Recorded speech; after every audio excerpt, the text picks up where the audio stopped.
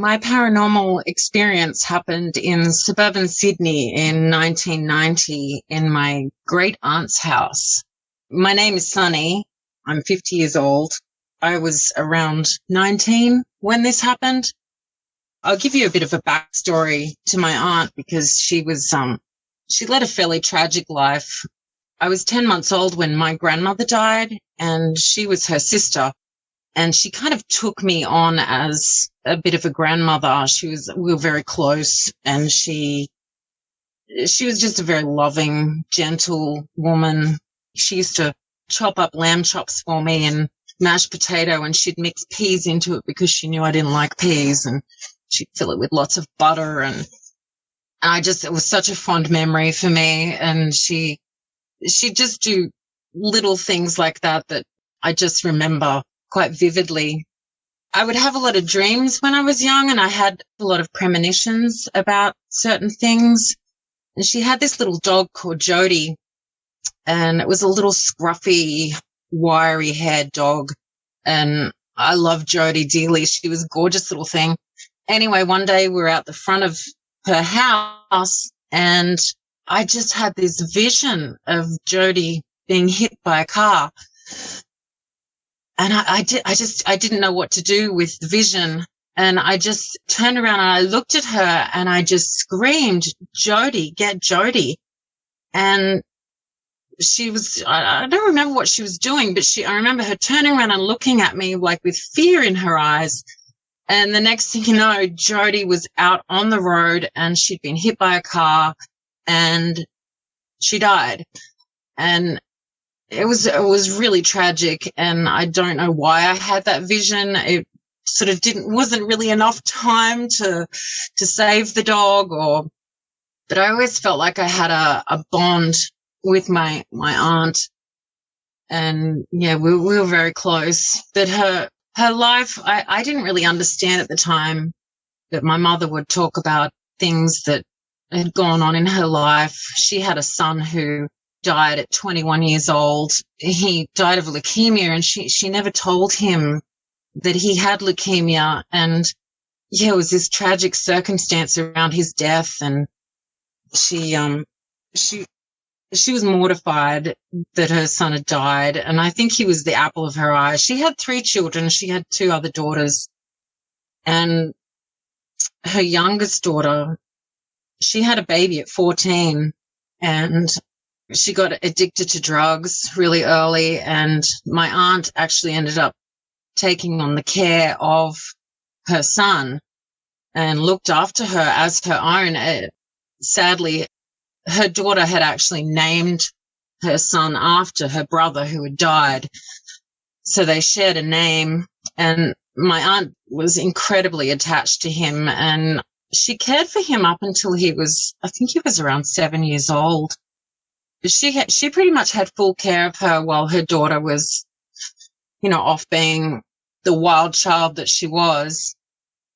And she ended up coming back, like I said, at around 7 years old, when he was around 7. And she just kind of swept him up and took him away. And it just devastated my aunt. It just broke her. And yeah, I remember playing with him as a child myself. He was a fair bit younger than me, but he was a good playmate, and my aunt just loved having children around. Her other daughter had schizophrenia and would do crazy things, lived with her for, I think, most of her life. My aunt's life, that is. And there was just constant drama in the house.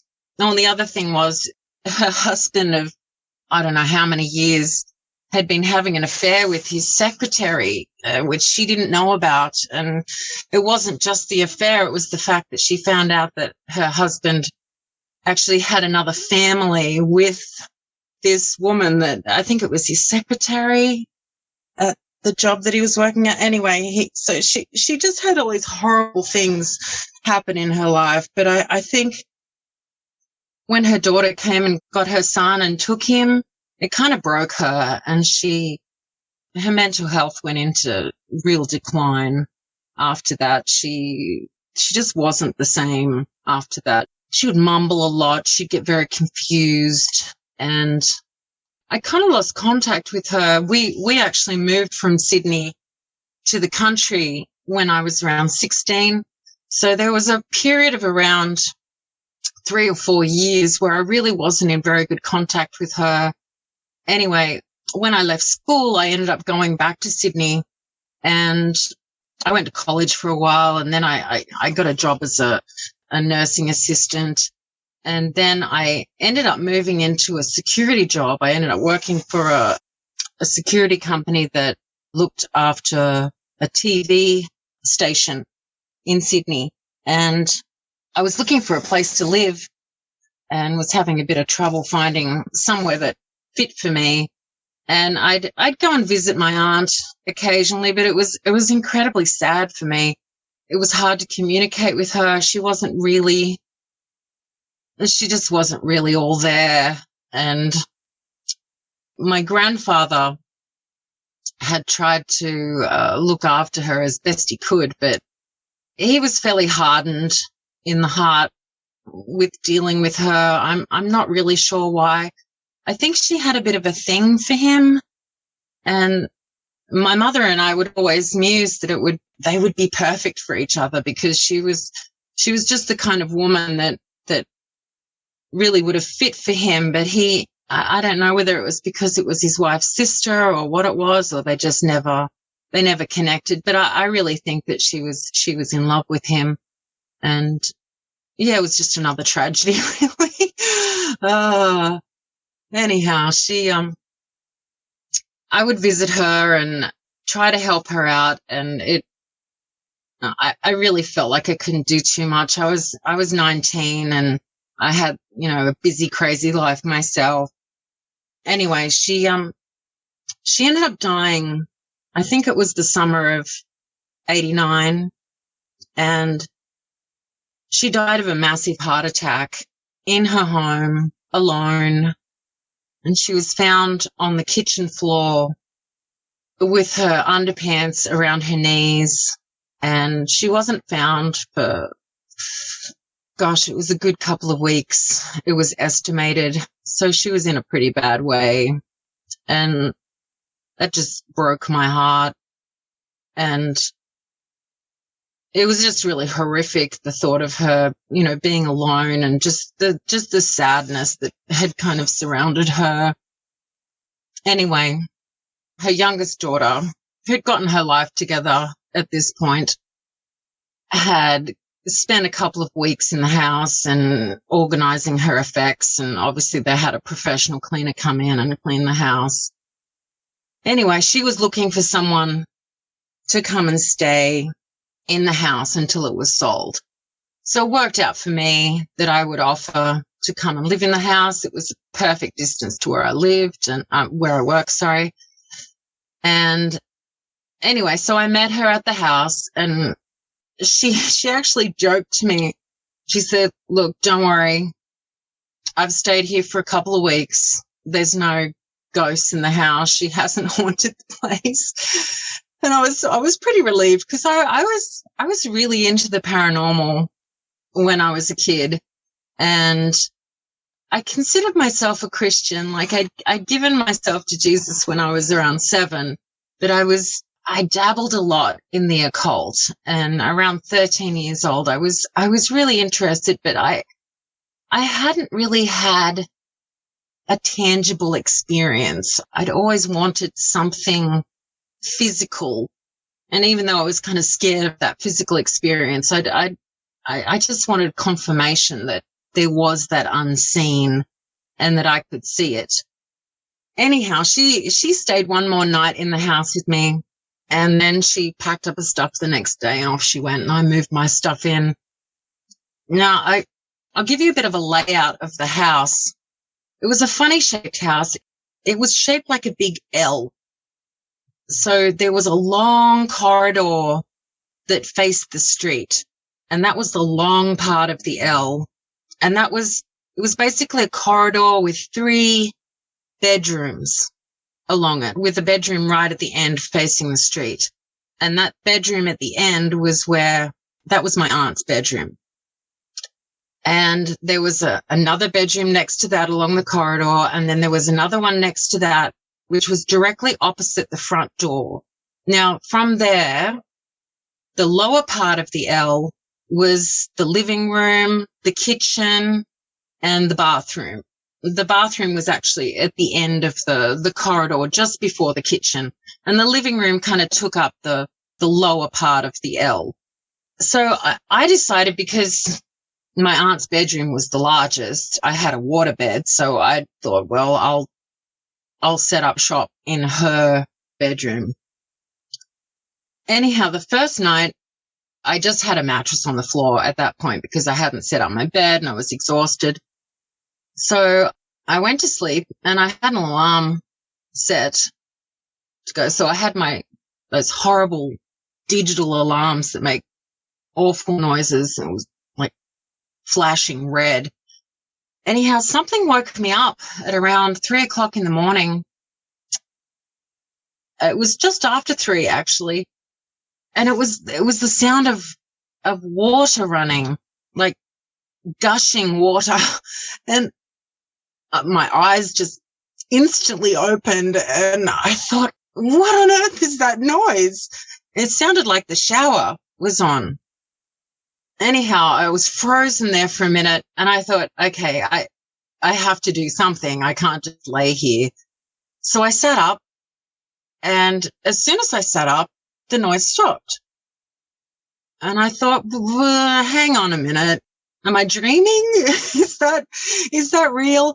Anyway, I was a bit of a scaredy cat. So I just lay back down and went to sleep. Anyhow, when I got up in the morning and went to go to the bathroom, the entire bathroom was wet. Like everything was wet. The benches were wet.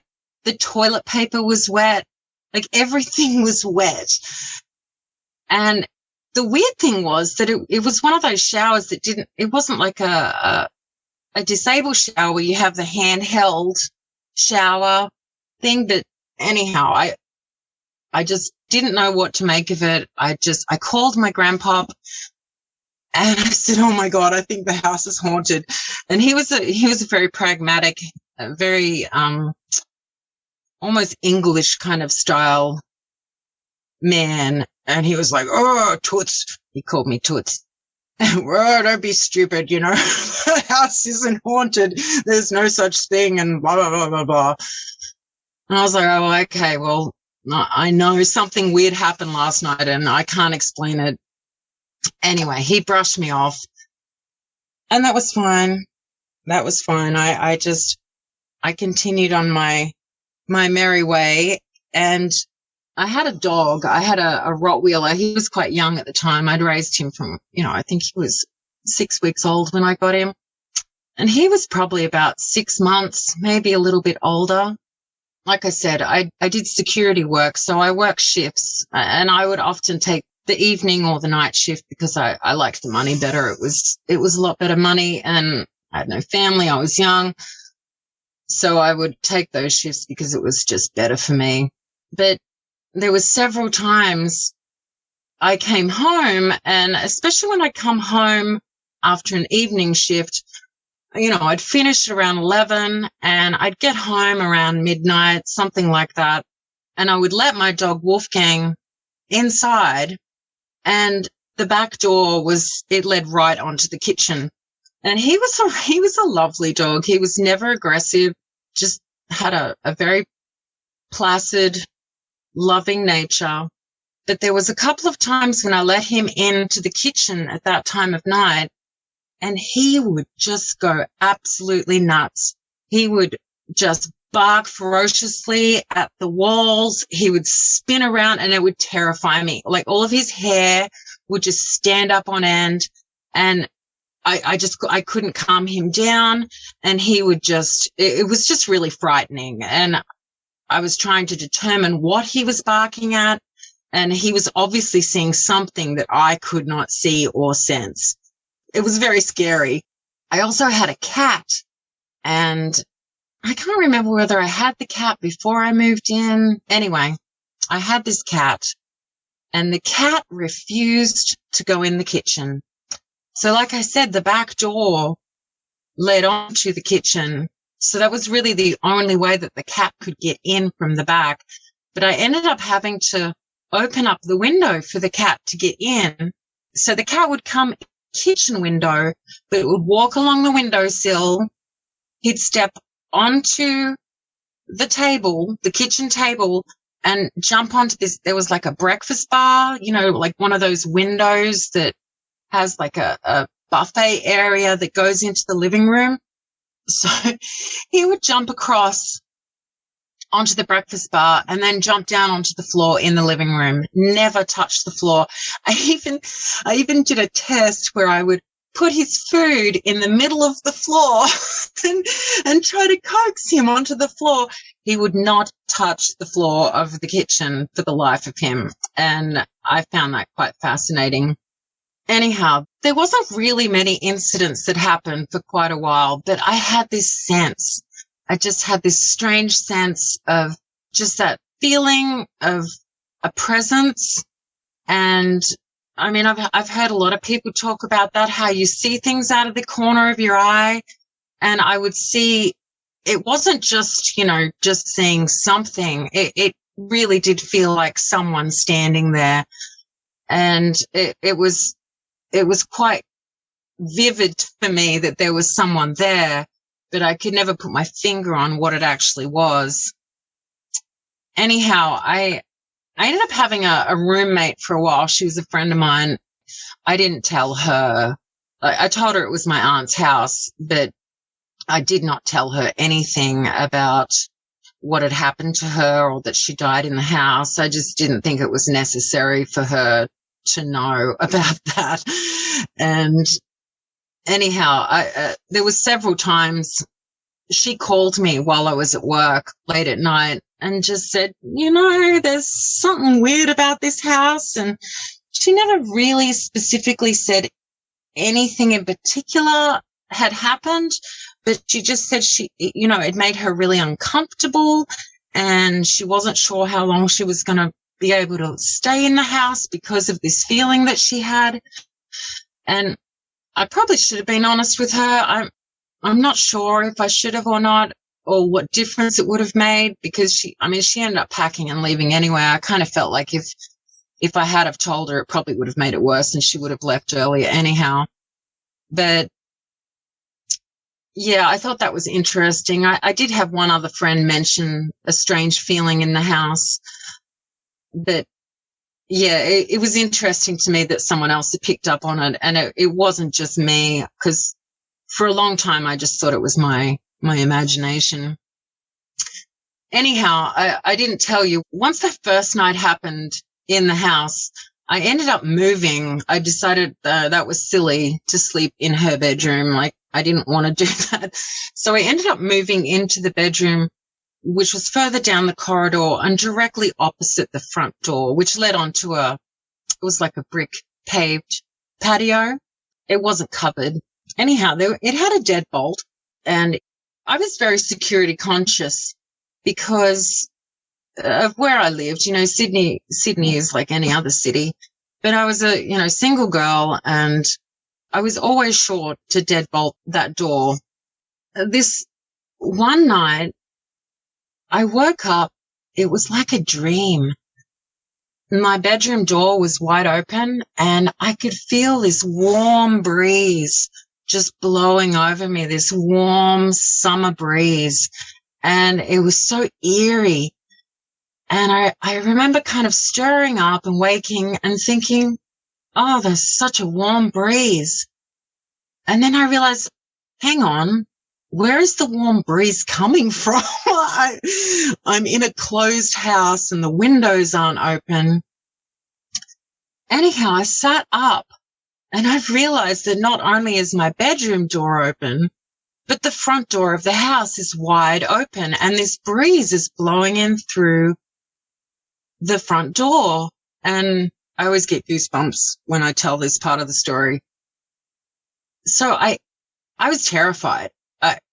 I thought someone was in my house. So I get up out of bed, and because of the nature of the shape of this house, I didn't know which way to go, because if someone was in my house, They could have been up the other end of this long corridor, which I never went up near her bedroom. I just didn't go up there. And so I thought, okay, I'm going to go to the kitchen. I'm going to grab myself a big knife. So I did that. And immediately what I did was I shut the door and I locked it. I made sure it was locked. Then I went to the kitchen and then I thought, oh God, I'm getting a knife. And if someone's in my house, I've just locked them in the house. So yeah, I really wasn't thinking. So I've got this big knife and I decide to walk up the corridor to check the rooms to make sure that no one's in the house, because I could see in the living room and in the kitchen there was no one there. So if there was an intruder, for sure they were going to be up in these bedrooms. So I walk past the front door and I head halfway up the corridor and I hear click. And it was this familiar sound of the front door opening. And the door just swung right open and that same warm breeze just followed me up the hallway and it just passed all the way through me. And it was the most bizarre sensation. It just froze me instantly. So I turned around, I ran straight back to the door, I slammed it shut. It made a huge noise. And I just jumped into bed like a little girl and I pulled the blankets over my head and that was it. I refused to get out. I don't know how long it took me to get to sleep after that, but the door did not open again and there was no more incidents that night. I can just remember getting up the next morning and just trying to rationalize what had gone on. I thought maybe that the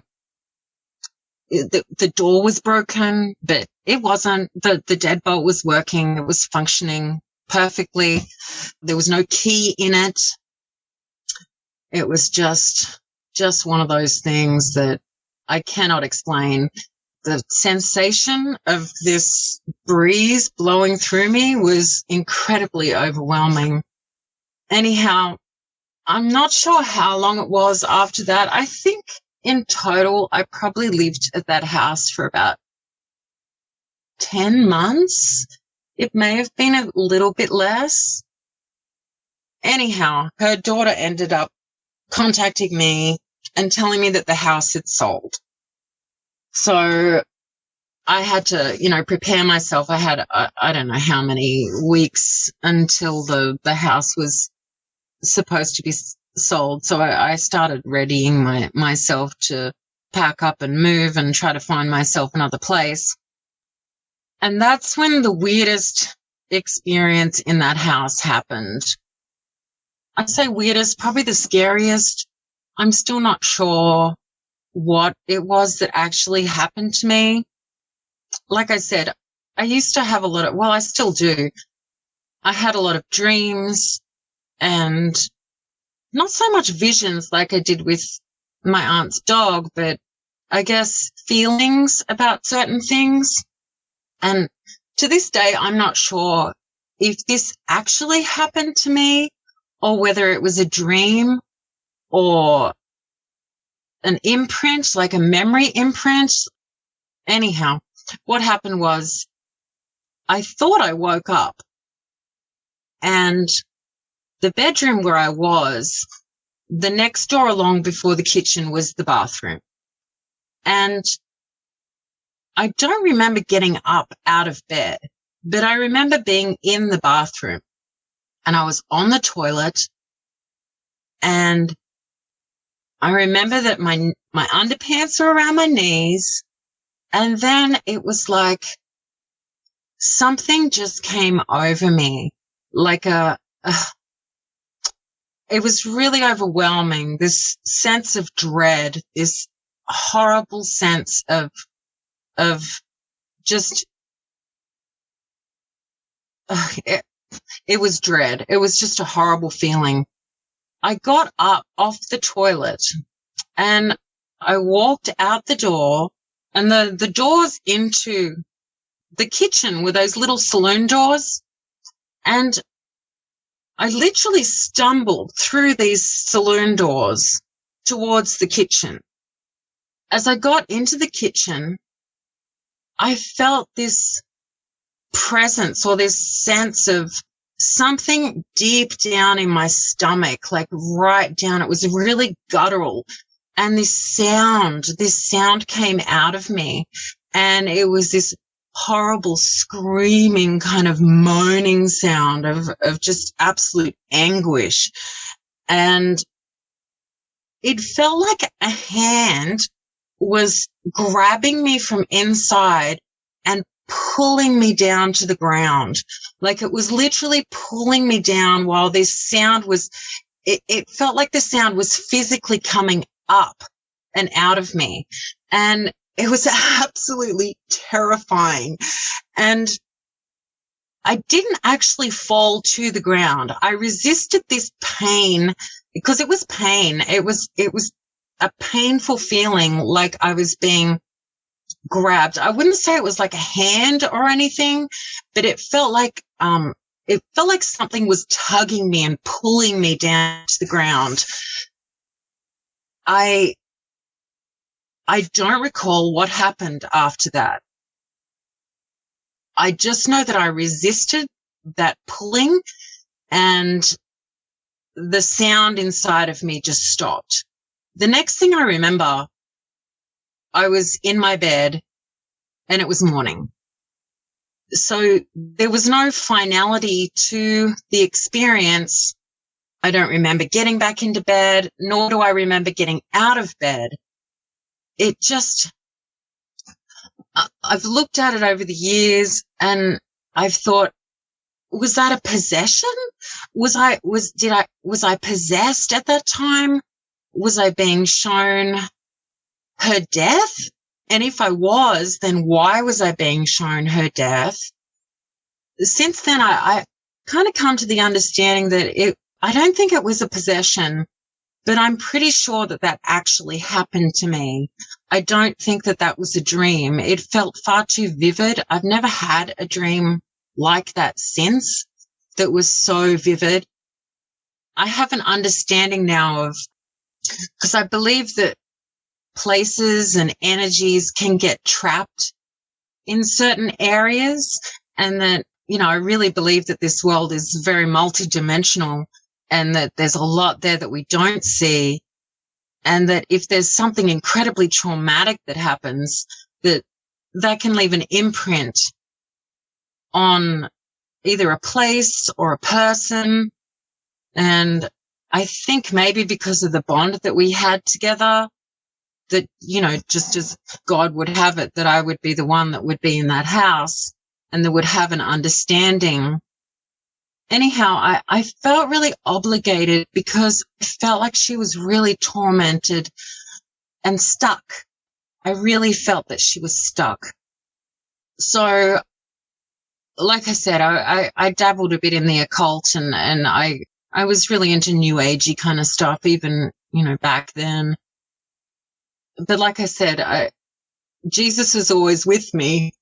So I thought it was silly at the time, but knowing that the house was going to be sold, and it had been sold to an Asian family. So I sat down with a bunch of candles and I just decided to talk to her, frankly. And I just said, look, the house is being sold. It's being sold to an Asian family. They're not going to understand you or any of your circumstance.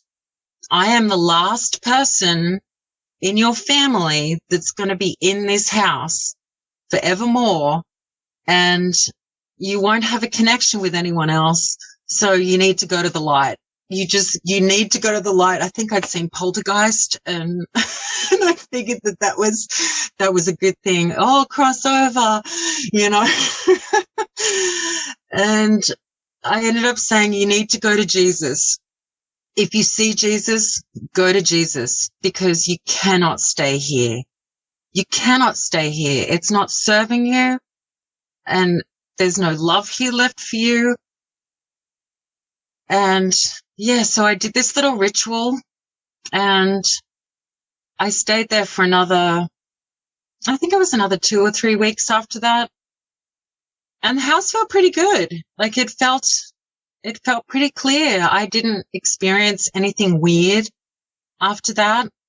I didn't sort of sense anything, and I felt peace. I don't know whether it was just peace for myself or whether she had actually moved on. I pray that she had.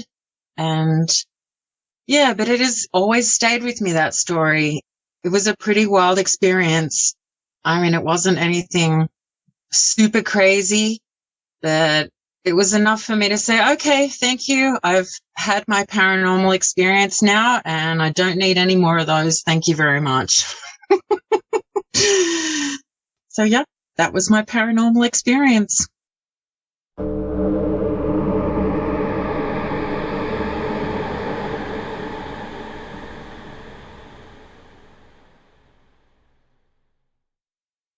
My paranormal experiences have actually shaped my entire life.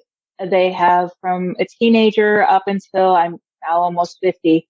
They've pushed me in directions. They've actually helped us plan vacations, as odd as that may sound.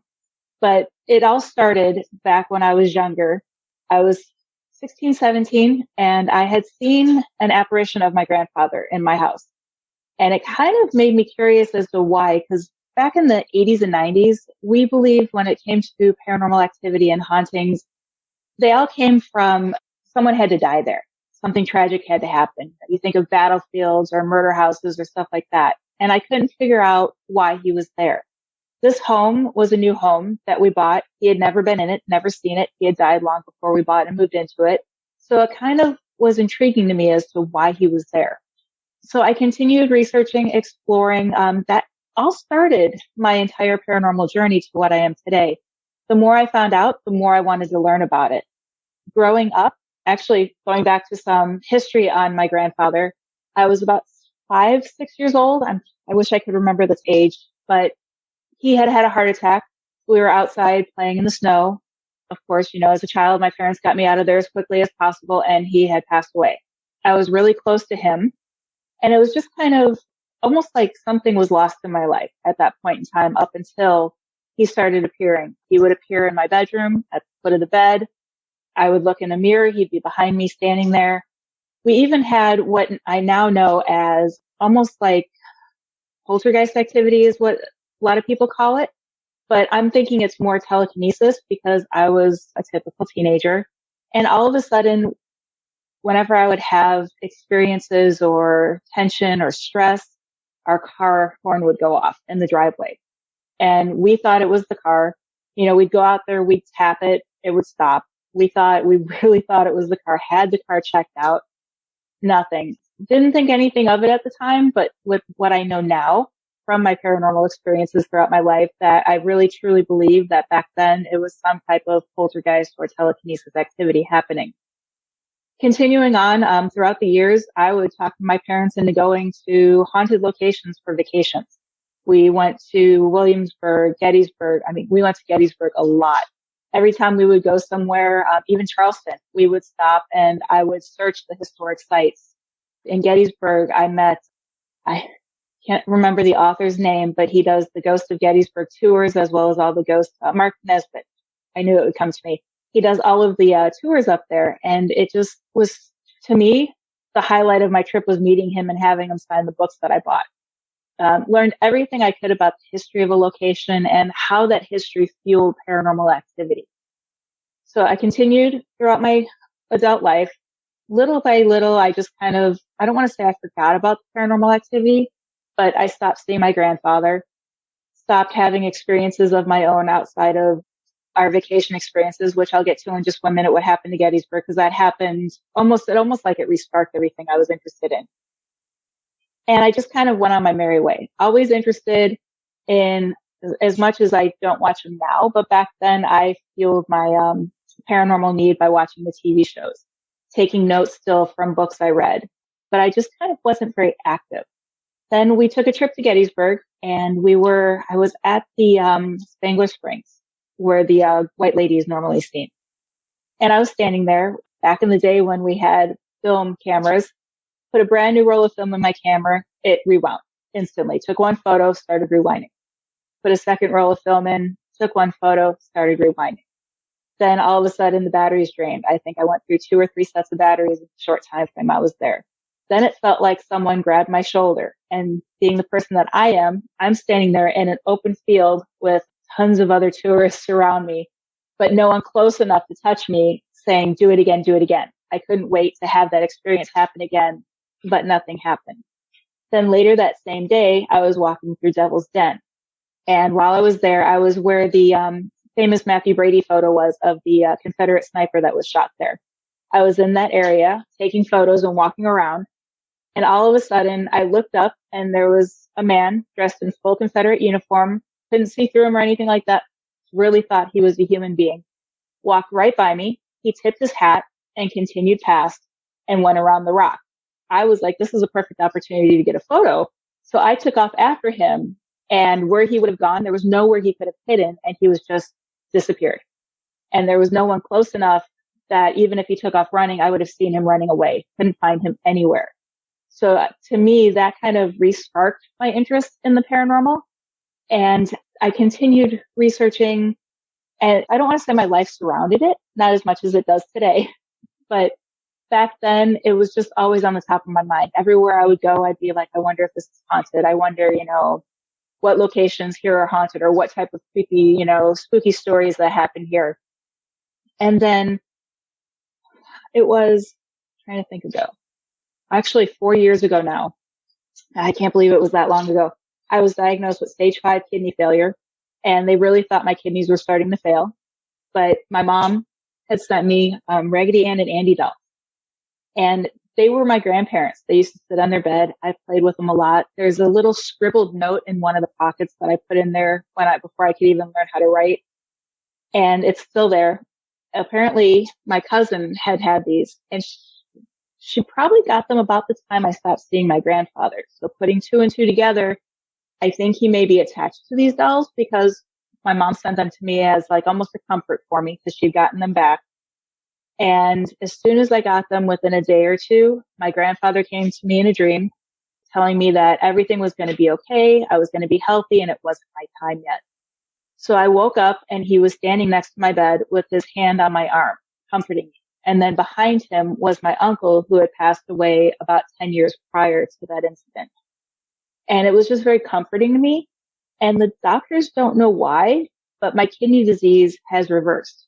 I'm now at stage 2, almost stage 1, almost fully healed. They don't know what caused the kidney disease, and they don't know what caused the reversal in it. So it's kind of a medical mystery as well as a paranormal mystery for me.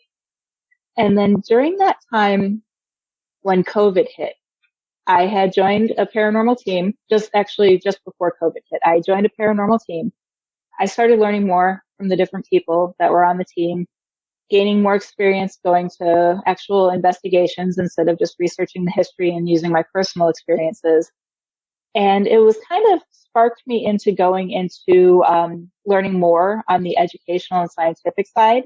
So I ended up going back to school, and it was with the Institute of Metaphysical and Humanistic Studies out of Florida. It was completely virtual, which made it easy because at the time I was living in Vegas. And I managed to get through the program. COVID kind of pushed that along and helped. And I was able to finish my PhD in paranormal science. And now, with all my experiences and everything that's happened, I focus more on the scientific aspect of paranormal activity as to why it happens and what causes it. And though I know it's impossible because we can't get ghosts to replay on command, my goal is to find a more scientific approach and a possibility of a paranormal scientific method that we can use when we're conducting investigations and documenting things. Some more recent paranormal experiences that I've had that just keep fueling my interest and making me want to learn different aspects of the paranormal. We were investigating not abandoned mine because it's still owned by John Ulrich, but the Florence mine up in Goldfield, Nevada. Love Goldfield, one of my favorite places to explore, lots of history, lots of experiences there. And we were in a collapsed mine. And something had told me we were in an area where we could stand up. It was actually myself, two other investigators, and then a film crew because we were filming for a pilot episode for a new TV show. And I had said, I want to crawl back there. And it was only an area that you could crawl to. And it actually went around a corner and you dead ended in a collapsed area of this old mine. And while I was back there, I couldn't breathe. I felt like I was being crushed. Started crying. All these emotions swept over me and they had to help me out. I was like, I can't do this anymore. They helped me out. And when we had found out is that there are still, I don't know if they're still there or if when they tried to excavate the mine, they got them out. But when the mine collapsed, there was people back there. Different miners were back there and they were crushed to death. And that was what I was feeling. That was my first ever physical experience being affected by the paranormal. So that kind of gave me a whole new perspective and a whole new way of exploring the paranormal as to almost like exploring my own abilities, abilities I didn't know I had. I always knew that could pick up on other people's emotions, but I didn't know that something like that could physically happen to me. It was definitely an experience because once they got me out of that collapsed shaft, I was perfectly fine. It was like nothing had happened. Then, with the same team, we were on an investigation and it was for a client. We were trying to help her out. And from what we've gathered and from what the client had told us, it was a very big male spirit who wasn't happy. And while I was cleansing the home, I was using cascarilla and trying to just cleanse any type of negative energy out of her home. I was standing in her tub because she had a big picture window on the other side of her garden tub. And I was, sprinkling the cascarilla around the outside of the window. And while I was in there, it felt like someone, I want to say it was almost like a karate sweep of the legs, but I could feel something hit my legs and it literally flipped me in the tub to where I landed on my knees.